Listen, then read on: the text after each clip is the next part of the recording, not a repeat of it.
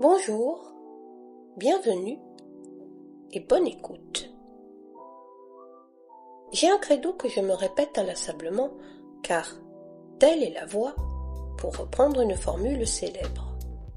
Le voici.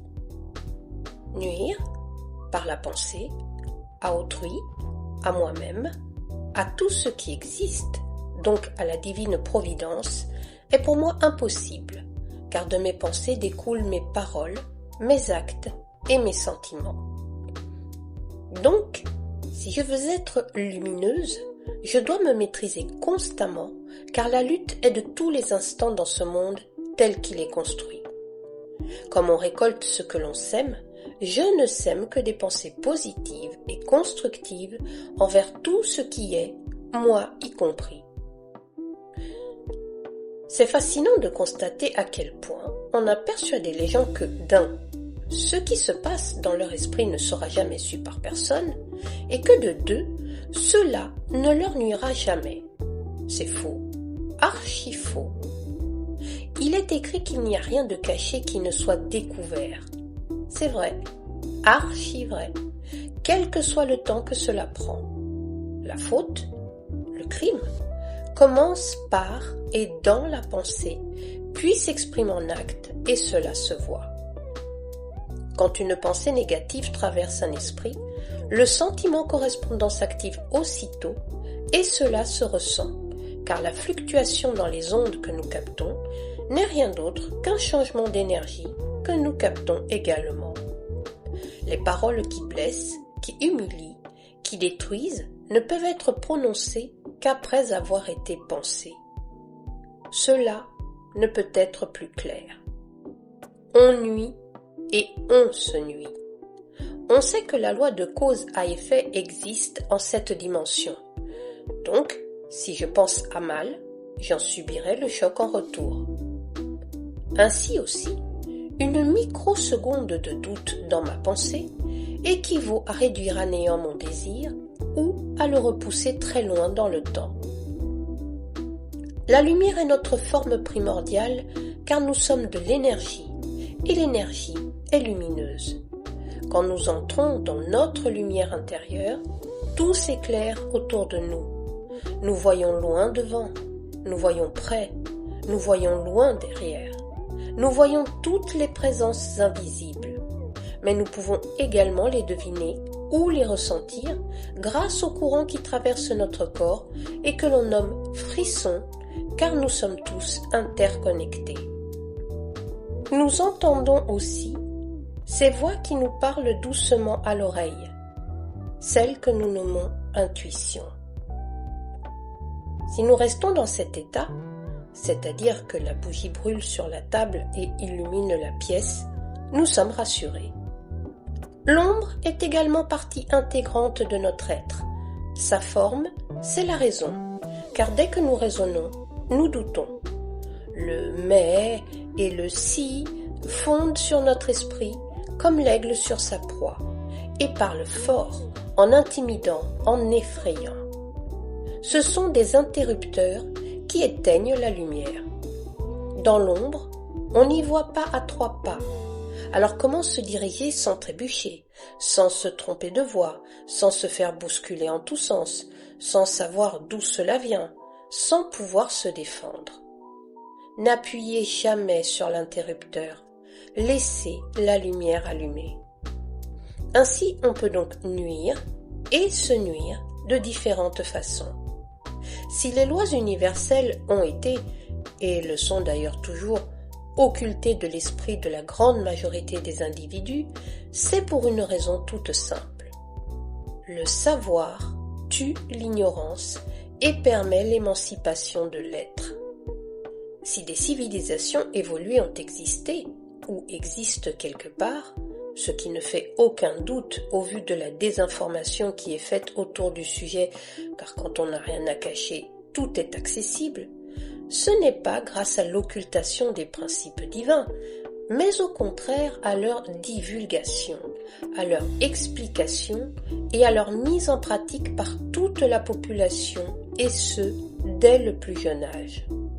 grâce à la maîtrise des lois universelles, matérialiser à partir de l'éther tout ce que l'on désire serait un jeu d'enfant. Nous n'aurions pas besoin de puiser dans les ressources de la planète pour vivre. Nous n'aurions pas besoin de travailler et de payer pour vivre. Nous ne serions esclaves de rien ni de personne. Nous imaginerions et nous créerions notre vie grâce à la puissance de notre pensée. Nous en serions au stade de l'équilibre, du juste milieu, et notre foi en ce principe premier d'unité pourrait se faire jour grâce à l'expérimentation quotidienne de ces lois. Si tout le monde avait à l'esprit, constamment, que le bien et le mal, l'ombre et la lumière, ne sont que les deux facettes d'une même pièce, ou les deux visages de ce que l'on appelle Dieu, ou les deux courants d'énergie qui circulent dans l'univers, tous auraient en mémoire, constamment, que le monde matériel ne peut exister que dans la polarité. Non pas la dualité, mais la polarité. Rien ne s'oppose, tout se complète. S'il y a un potentiel destructeur, il y a un potentiel constructeur. L'équilibre sinon ne pourrait être maintenu et notre réalité s'écroulerait. Si des forces négatives puissantes existent, des forces positives équivalentes existent aussi. Rien ni personne ne peut changer cette loi, au grand désespoir de certains. C'est pourquoi, depuis longtemps, des guerres spirituelles embrasent le monde. Elles sont parfois visibles, pour qui sait voir, mais la plupart du temps invisibles, car se déroulant dans l'au-delà, comme on nomme communément les autres dimensions. L'occultation de la vérité est ce qui occupe le plus les pensées de ces formes de vie, car au vu de l'inhumanité dont elles font preuve, je ne peux les qualifier d'humaines. On ne peut que constater qu'afin qu'une mainmise totale sur la planète et sur les hommes se passe selon leurs souhaits et sans trop de difficultés, la discrétion est de mise, car qui accepterait d'être un esclave né? Personne. Pour cela, on détruit les anciennes civilisations, on cache les enseignements supérieurs, on ridiculise et on jette au pilori les esprits ouverts, curieux des vérités non autorisées, non homologuées. Les électrons libres sont dangereux pour une société dictatoriale, car leur exemple pourrait faire des émules. A contrario, on écrit des textes fondateurs partisans et partiaux, on promulgue des lois sur les droits, mais on n'oublie pas d'y accoler les devoirs et les interdits, et on fait des guerres pour la paix. Une question se pose au vu de cette société. La liberté est-elle perçue comme un droit inaliénable ou comme une aliénation mentale par le peuple? À l'heure où le monde rugit et acclame la venue d'un nouveau pape comme celle d'un nouveau messie, celui-ci lançant au passage que le missionnariat est toujours d'actualité et que la soumission aux dogmes de l'Église est plus que jamais encouragée, qu'en est-il de l'image, du message, mais aussi du sens plus profond de ces mots? Il nous a soufflé être dominicain. Doit-on craindre le retour de l'Inquisition? Que la religion existe et soit l'expression d'un besoin de comprendre l'incompréhensible n'est pas gênant. Cela peut même être stabilisateur pour les âmes qui commencent leur apprentissage.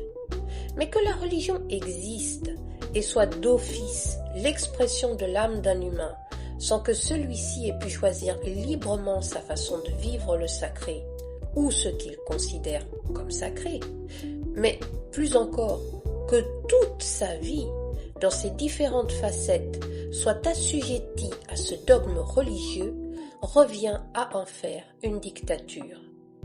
Douce par l'apparence, douce dans ses mots, mais non pas par ses actions. Pourquoi au XXIe siècle doit-on encore envoyer des missionnaires évangéliser des gens qui ne désirent peut-être pas l'être? Les milliards de mètres cubes de sang versés sur terre afin que la conversion des âmes perdues car non conforme à sa propre foi, soit efficace et efficiente, n'a choqué personne? Où est le « plus jamais ça » ? La foi est et doit rester un choix personnel, une trouvaille que chacun fait en soi-même et qui doit l'être à sa convenance, non seulement dans son expression usuelle, mais également dans son expression verbale. Pourquoi vouloir l'uniformiser de cette façon ? Croire en quelque chose ne devrait l'être qu'au travers du vécu et de l'expérience, pas au travers du conditionnement et de la propagande.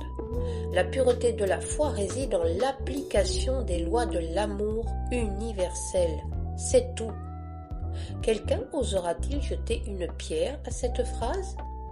S'il en est ainsi, que ces mots soient alors la pierre d'achoppement de cette société. Jésus a combattu l'ancien afin de permettre le nouveau. En ce début de nouvelle ère, pour votre liberté, combattez par l'esprit, car c'est votre plus grande force, d'une puissance incommensurable. Devenez des avatars à l'exemple de Jésus et des grands maîtres. C'est la porte de sortie. Encore et toujours résonne sa phrase. Ce que je fais, vous pouvez le faire. Ne perdez pas votre temps, il passe et ne revient pas. Faites des recherches, pensez, créez et ne vous perdez pas au milieu des informations qui vous sont données. Devrions-nous savoir ce qui va nous arriver ou arriver au monde ? Je ne pense pas. Mais construire par la pensée, et ainsi, dans notre vie, ce que nous désirons voir arriver, ça, c'est valable. Voyez la prophétie des papes. Tout le monde s'y est arrêté. Pourquoi alors tout ne s'est pas accompli selon les écrits ? Doit-on y voir l'occultation de certains paragraphes dans le but de troubler les esprits ? Ou bien ne sont-ce que des fadaises ? Un peu des deux peut-être ? La vérité, dans cette société, est un jeu de Mikado. Bref, rien ne changera la donne de ce que nous vivons si les humains ne se prennent pas en main. Cela restera un immense simulacre où il est promis à chacun ce qu'il désire, mais sans pouvoir l'avoir. C'est un jeu de dupes, un poker menteur, et le plus fort à cela reste notre cher ange déchu. Grâce à lui, nous avons l'illusion de l'illusion.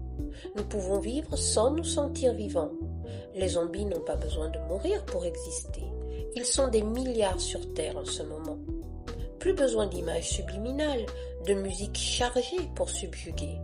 La désillusion de l'illusion est totale.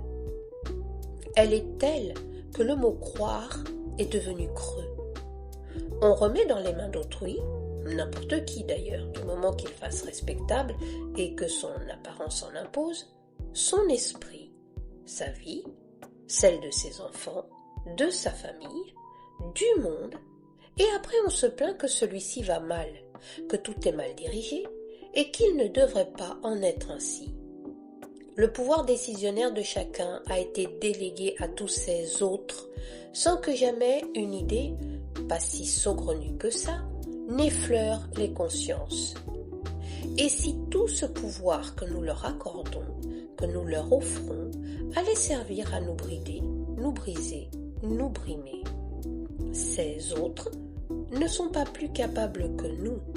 Ils s'en donnent l'air, c'est tout. Ce n'est qu'un mensonge, un de plus, une illusion, et elle fonctionne. L'aliénation mentale est totale pour arriver à nous faire croire que nous ne valons rien, que nous sommes corvéables, manipulables, interchangeables et destructibles à volonté. Le droit à la liberté ne l'est que sur le papier. Et encore, le papier disparaissant, c'est un droit virtuel qui, comme son nom l'indique, n'existe pas plus que cela. Et le problème est là. Tout ceci existe parce que nous lui donnons foi. Mais vous savez, il n'y a de foi qu'en soi, ici et maintenant. Qu'il en soit donc ainsi, éternellement. À bientôt.